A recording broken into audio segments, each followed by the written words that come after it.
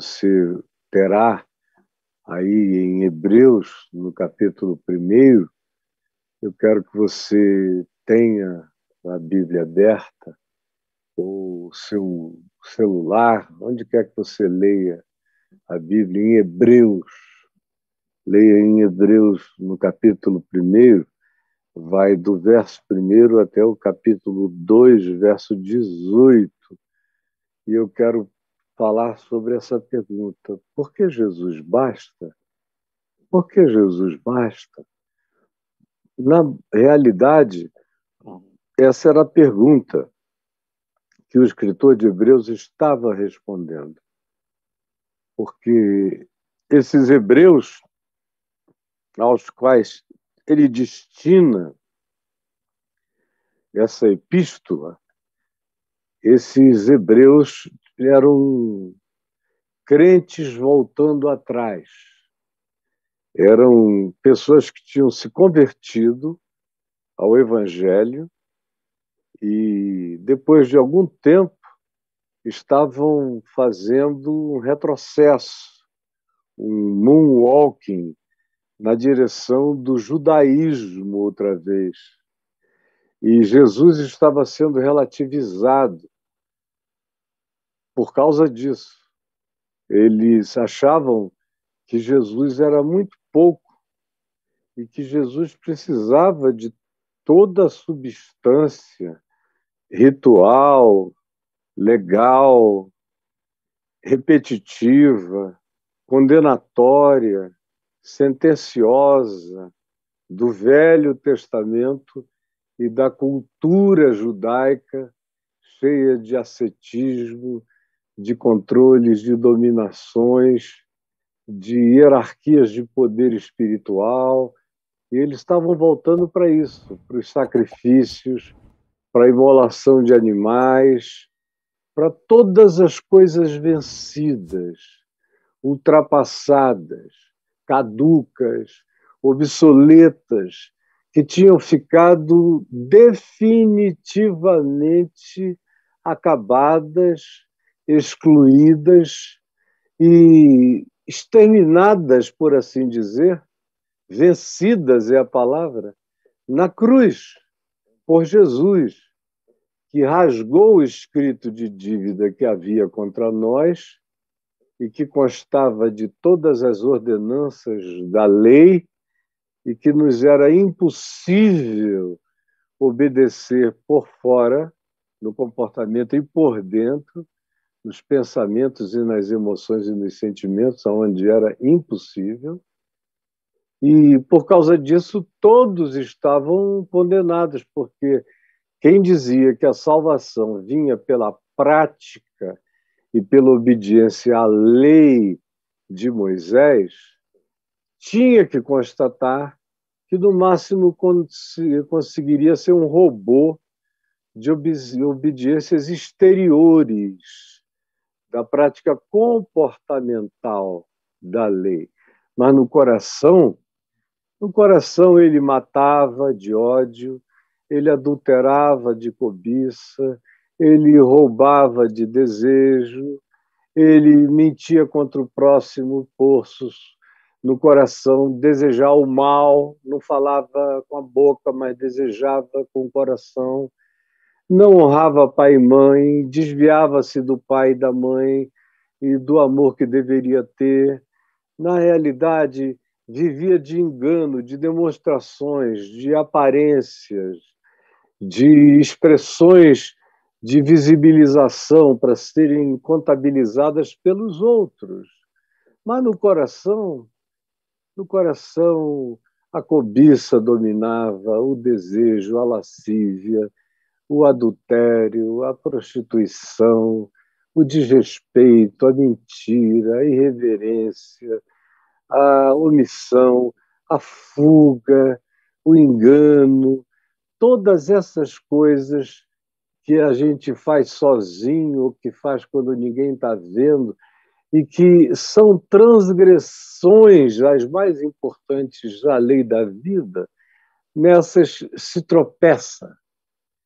E não há nenhum de nós que possa dizer: eu não tenho nenhum pecado na minha vida. Mesmo o fariseu mais hipócrita no comportamentalismo externo, dentro ele carrega, como Jesus disse, rapina, sujidades, putrefação, o cheiro ruim do que ele guarda, o hálito putrefato dos enganos acumulados no coração. E é isso que o escritor de Hebreus está dizendo. Vocês estão me perguntando se Jesus basta? E estão me dizendo que não basta? Que é por isso que vocês voltaram para o Velho Testamento? Voltaram para as bandeiras de Israel? Voltaram para o shofar? Voltaram para Moisés? Voltaram para as minúcias de uma legislação impossível por fora e por dentro, e que só torna vocês piores, porque quanto mais vocês mentem acerca do que não conseguem realizar no coração, piores vocês ficam, mais mentirosos, mais cretinos, mais filhos da mãe, mais completamente disfarçados, mais inimigos da verdade, mais gente do disfarce, da aparência, do faz de conta, do engano deliberado, e o coração de vocês vai ficando feio, e o caráter de vocês vai se tornando amorfo, o interior de vocês perde o conteúdo, vocês viram pasta. Quanto mais vocês tentam viver essa lei, pior vocês se tornam.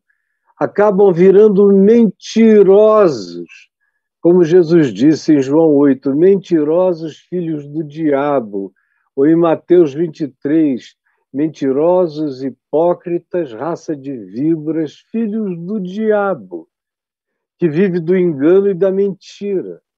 Então, Jesus é bastante? A resposta que eles estavam dando era não, a gente precisa de outras coisas. Assim como entre nós, já faz tempo que Jesus não é bastante. Quando eu me converti, para a maioria, Jesus ainda parecia ser o bastante. Alguns 10 anos depois já começava a não ser. 20 anos depois já não era. Hoje em dia, Jesus já não tem mais nada a ver. É só o nome que entra nas conversas, nas saudações, mas o conteúdo da vontade dele, da mente dele, do desejo dele, do mandamento dele, que é amor, não está presente em nenhum de nós.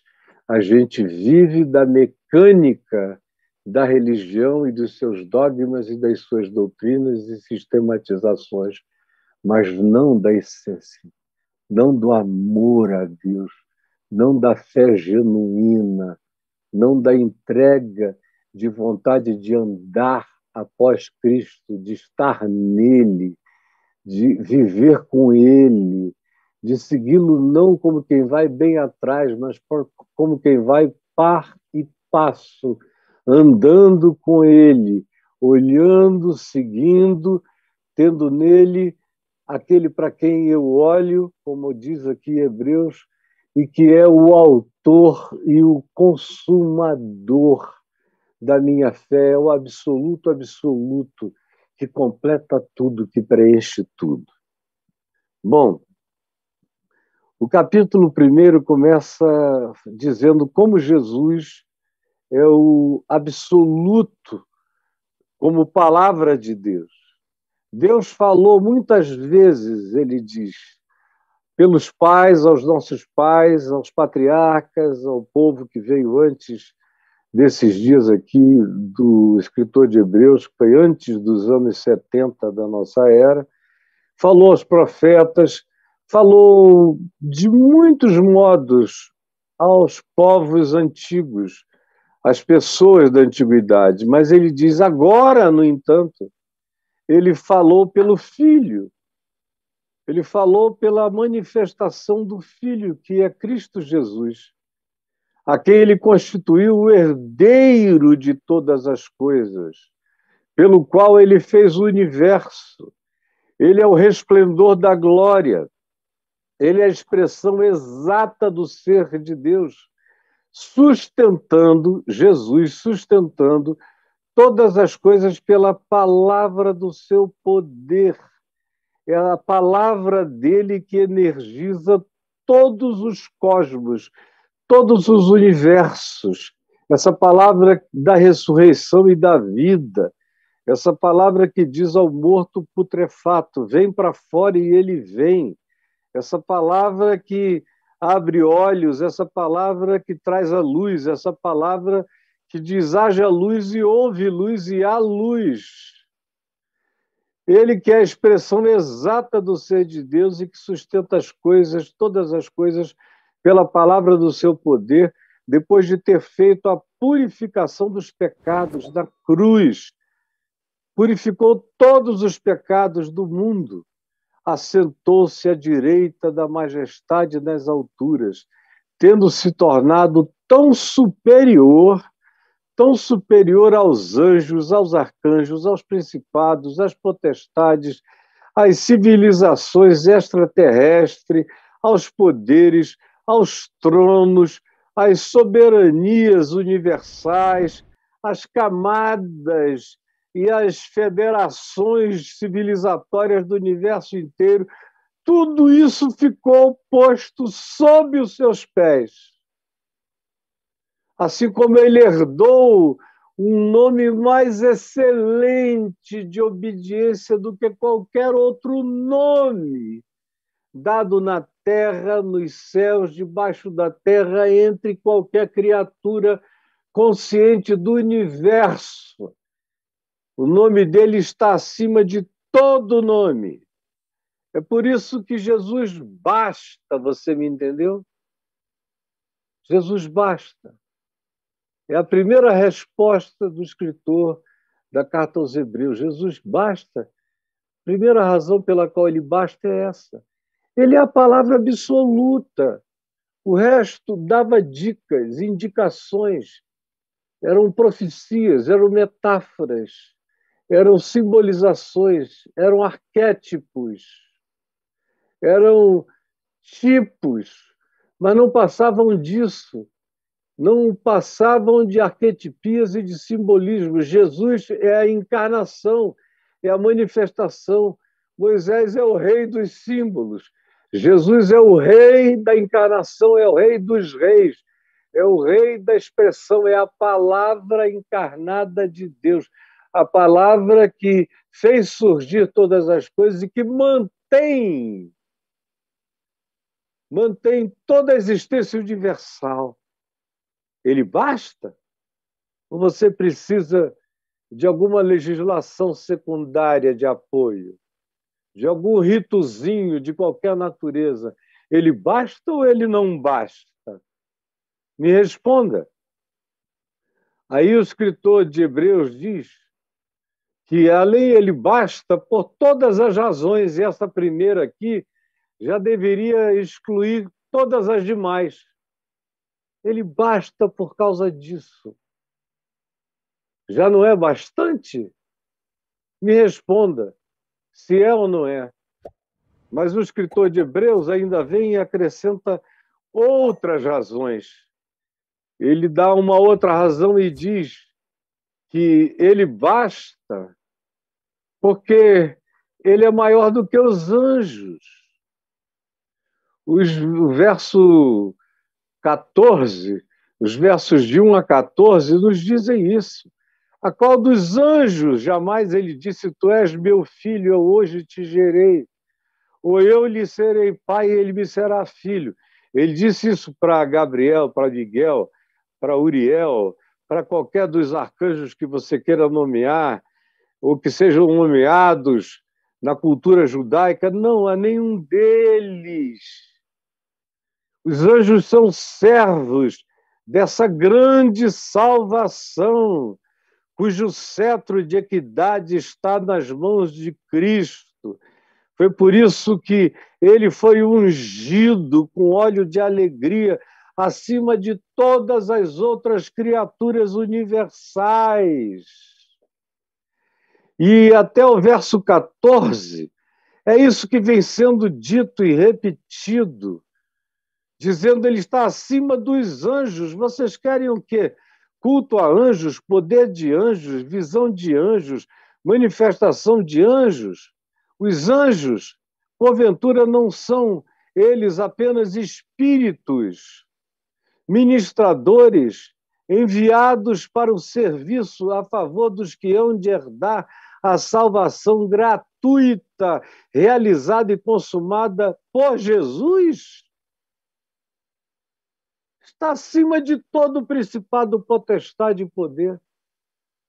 Aí ele diz outra razão. Ele diz, porque ele tem testemunhos que ninguém mais tem igual ao dele.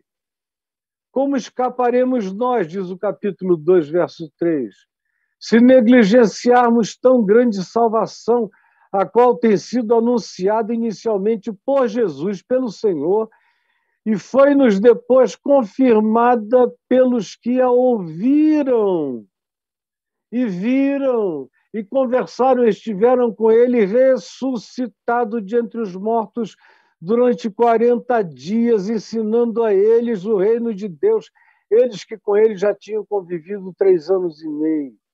Assim, desse modo, dando Deus testemunho, juntamente com eles, por sinais, prodígios e vários milagres, e por distribuições dos dons do Espírito Santo sobre todo aquele que invoca o seu nome, segundo a sua vontade.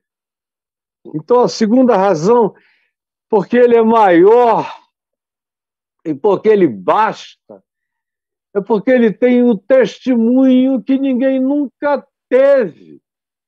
Nem anjos, nem homens, nem Moisés, nem os profetas, ninguém teve esse testemunho que diz: esse é o meu filho amado em quem eu gargalho, em quem eu tenho todo o meu prazer, toda a minha alegria. Toda a minha alegria vem dele, desse que tem prazer na vida, como nenhum outro na existência. A terceira razão, porque Jesus basta, está dita aqui entre os versos 5 e 8 do capítulo 2. É porque ele recebeu a sujeição de todas as coisas presentes e de todas as coisas por virem. Estão todas já debaixo dos seus pés. Como nos diz aqui, do verso 5 em diante, pois não foi a anjos, nem a civilizações angelicais ou extraterrenas, que ele sujeitou o mundo que virá, que há de vir, sobre o qual estamos falando. Antes, alguém em certo lugar deu pleno testemunho disso, dizendo que é o homem que dele te lembres e o filho do homem que o visites. No entanto, tu o fizeste por um pouco menor do que os anjos, porém, de glória e de honra tu o coroaste e o constituíste sobre todas as obras das tuas mãos. Todas as coisas estão, portanto, sujeitas debaixo dos seus pés. Ele se encarnou homem, mas foi posto acima de todas as coisas, acima de todos os anjos. Ora, desde que ele sujeitou todas as coisas a Jesus, nada, você entendeu? Absolutamente nada ele deixou fora do seu domínio, nada. Todas as coisas do universo podem aparecer, como Paulo disse, anjos, demônios, isso, aquilo, tal, até qualquer criatura cósmica universal está sob esse domínio. Agora, porém, ainda não vemos, ainda não enxergamos, ainda não discernimos todas as coisas que já estão sujeitas a Ele, mas já estão sujeitas a Ele. Todas essas coisas já estão sujeitas a Ele. Porque Jesus basta, o escritor de Hebreus diz, por causa da solidariedade da cruz. Olha o verso 8, na parte final, quando diz, desde que sujeitou todas as coisas, nada deixou fora do seu domínio. Embora agora a gente ainda não veja tudo que está sujeito a ele, mas através do seu sofrimento, tendo sido feito menor que anjos, na cruz, como homem, Jesus, por causa da cruz, por causa da morte, foi coroado de glória e de honra, para que a graça de Deus, o favor imerecido, fosse provado por ele, pela graça de Deus, ele provasse a morte por todo homem, por todo, não por alguns eleitos, mas por todo homem, por causa da graça de Deus, pela graça de Deus, ele provasse a morte por mim, por você, por todos nós, por todos os homens, porque à cruz todas as coisas foram sujeitas, conforme ele afirma no verso 13. Eu porei nele a minha confiança.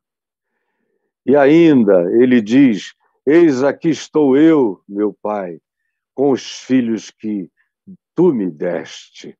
E o Pai diz, eu colocarei sobre ele a minha confiança. Está consumado, o que ele fez está garantido, está feito e não será desfeito jamais. Outra razão que o escritor de Hebreus diz para afirmar que Jesus basta é a vitória dele sobre o diabo, conforme está dito dos versos 14 e 15 desse capítulo 2, que eu quero que você leia comigo.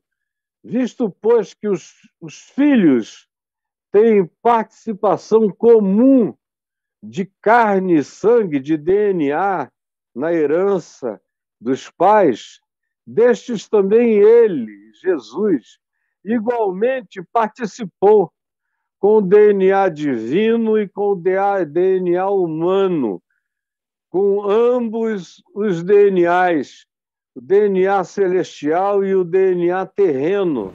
Ele participou, ele encarnou, ele foi à cruz, ele provou todas as dimensões, para que por sua morte destruísse todas as forças do mal em todas as dimensões, especialmente aquele que ficou com as chaves da morte e do inferno, o diabo, destruísse aquele que tem o poder da morte, a saber, o diabo, e tomasse esse poder das mãos dele, e livrasse assim, preste atenção, todos que, pelo pavor da morte, pela fobia da morte, pelo medo de morrer, pela incerteza do que viria, viviam angustiados numa contagem regressiva, aflita a vida inteira, com medo de morrer e querendo fazer, provar, até que se estouram todos, sem saber que a vida deles não passou de pulsão fóbica, angustiada, mas quando a gente crê em Jesus, ele tira a fobia da morte, porque a gente fica sabendo que ele destruiu aquele que tem o poder da morte. E a gente fica sabendo que a morte agora já não mata. Ela virou só uma porta dimensional. Morte e vida são bênçãos, são a mesma coisa. A vida me deixa ainda nessa dimensão, carregando a vida eterna no coração. E a morte é um portal para eu entrar na vida absoluta, de modo que a morte foi morta. e foi ungida, e a morte foi abençoada, e a morte já não mata, e a morte agora só é a transição para a dimensão eterna, porque ele destruiu aquele que tem o poder da morte, a saber, o próprio diabo. Jesus basta. Aí ele dá mais uma razão. E depois aqui, durante a epístola toda, ele vai dando mais razões, mais razões, mais razões, mas eu ficaria para sempre aqui.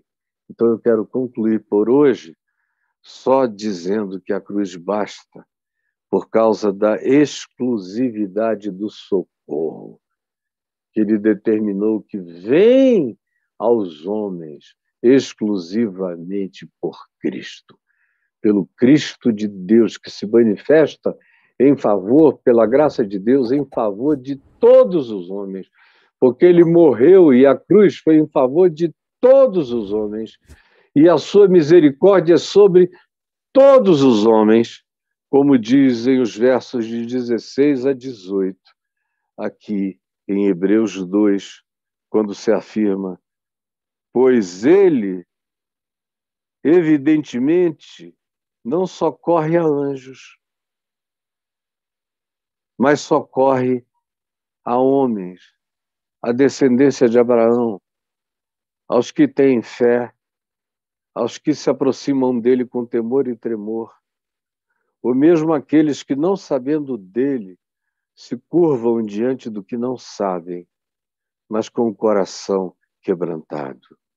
Por isso mesmo, convinha que em todas as coisas ele se tornasse semelhante a mim, semelhante a você, semelhante aos irmãos, semelhante aos seres humanos, para ser misericordioso e fiel, sumo sacerdote nas coisas referentes à cobertura pelos nossos pecados, à propiciação pelos pecados de todo o povo.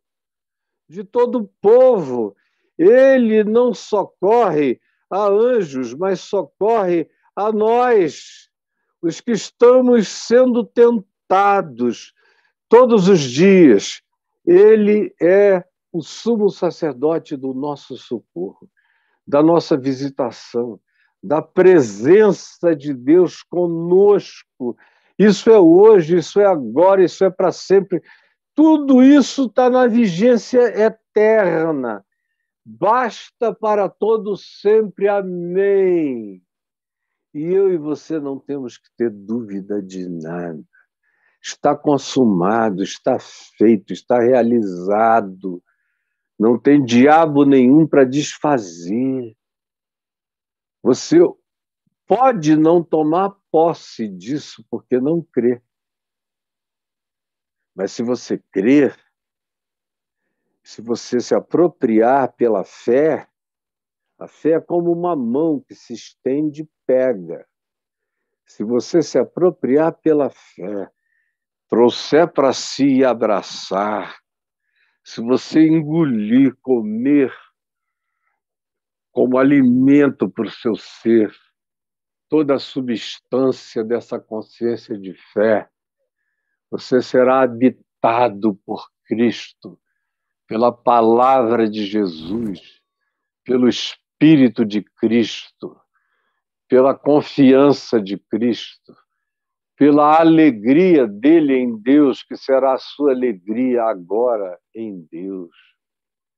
E você se alegrará como filho, porque ele é o primogênito que te fez herdeiro com ele sobre todas as coisas, e já me pôs, e pôs a ti também, assentado acima de todo trono, de todo principado, de todo poder. Eu estou sentado aqui na minha cadeirinha, essa poltrona que já está comigo há uns 35 anos. Só 10, então, só 15 anos da minha história ministerial não me tiveram sentado nessa cadeira. Mais de 35 anos para cá, Ela sempre foi a minha cadeira de trabalho. Mas ela não tem poder nenhum. Ela só está aqui porque eu a mantive. E ela é forte também. Mas, de fato, olha para mim aqui. Eu estou, enquanto estou assentado aqui, de olhos fechados, falando, eu estou de olhos fechados porque eu sei que eu estou me vendo assentado no colo de Deus, nas regiões celestiais, nas dimensões acima de todas as dimensões. Eu estou sentado, usando uma metáfora, como uma partícula quântica que está aqui, mas ela própria, o seu recíproco, já pode estar em outro lugar da galáxia ou em outra galáxia ou no fim do universo. Eu estou para além do fim do universo. Estou aqui, mas eu estou sentado acima de todo principado, potestade e poder, assentado em Cristo Jesus, assentado nele, com ele, nas regiões celestes. E você vem me perguntar se Jesus basta? Eu já estou sentado nos céus. Eu não tenho esse é assunto para quem está ainda só aqui, pesquisando, tateando, sem saber de nada, ouvindo todo mundo, seguindo loucuras, insanidades. Graças a Deus, eu ouvi a verdade há 50 anos e criei nela. E a abracei. Nunca mais fui enganado por nada que não fosse evangelho. E quando eu pequei na minha vida pessoal, foi por deliberação própria, foi por pecado meu. E nunca teve nada a ver acerca de negar a Jesus. Não. Eu sempre soube quem ele era e afirmei quem ele era. E da minha boca, nos últimos 50 anos, só saiu verdade acerca de Jesus, mesmo que a verdade fosse contra mim. Eu nunca deixei de estar assentado nos lugares celestes em Cristo Jesus, mesmo quando eu não podia dizer para as pessoas aonde eu estava. Mas eu sabia que em Cristo Jesus eu nunca deixei de estar sentado. E nunca deixei de ser vindicado, validado e afirmado por Ele, como sendo dele em qualquer circunstância, e apesar de tudo, e que aquilo era só um momento de insanidade, como foi, e a minha lucidez eterna e celestial, que nunca tinha se afastado de todo de mim, voltou numa plenitude como eu próprio jamais a tinha experimentado antes, porque eu estou posto em Cristo Jesus acima do meu próprio pecado, acima de todo o principado e poder. Eu estou na cruz, na ressurreição, na ascensão e na glória de Deus em Cristo. Cristo é o meu representante e eu não só sou representado por ele, mas eu estou nele enquanto sou por ele representado. Jesus, permite que algum aqui me ouvindo, tenha entendido, tenha crido e tenha se apropriado para que haja cura em todas as dimensões. Porque quem crê nisso fica livre de tudo, fica livre do mal e aprende qual é a vereda simples da paz e da confiança. Eu te peço que o Espírito Santo realize o que eu não consigo realizar. E semeie e frutifique essa palavra no coração de alguns, ou pela tua graça, quem sabe, no coração de muitos. É o que eu te imploro, em nome de Jesus. Amém.